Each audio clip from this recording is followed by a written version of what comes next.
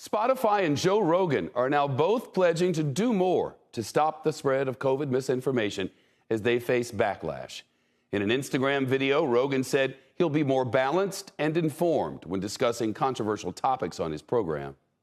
It's a strange responsibility to have this many viewers and listeners. I'm not trying to promote misinformation. I'm not trying to be controversial.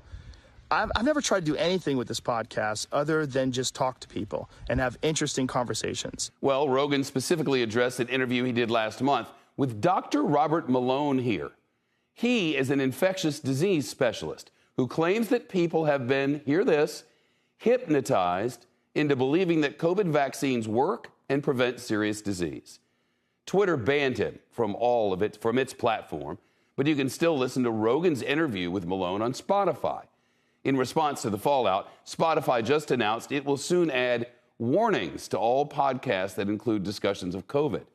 In a statement, the company's CEO wrote in part, "We know we have a critical role to play in supporting creator expression while balancing it with the safety of our users. In that role, it is important to me that we don't take on the position of being content censor." The statement came after Neil Young and Joni Mitchell removed their music from Spotify. The music icons protesting the platform's support for Rogan. Prince Harry and Meghan say they also raised concerns to Spotify about the dangers of misinformation. The couple, you may know, has signed a multi-year deal to host podcasts exclusively on Spotify.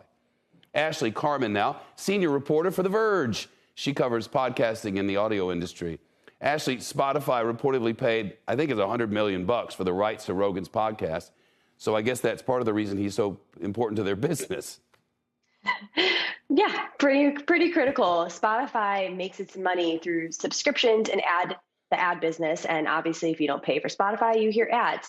But critically with podcasts, even if you pay for podcasts and pay for music, you still hear ads. So they're making money every single time you listen to Joe Rogan's show. He's promised to try harder and to be more balanced.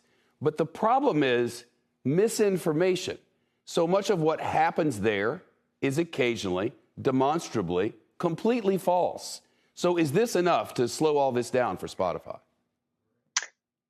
So basically all that has changed, even though you listed a ton of stuff that's happened, Spotify hasn't changed anything about what's going on in its platform. It's still paying Rogan $100 million. Rogan can still do what he wants so long as it's in with its bounds, its rules. And Spotify seemingly is going to let him do that. So no, everything is the status quo. But we will get a warning if they're going to talk about the COVID.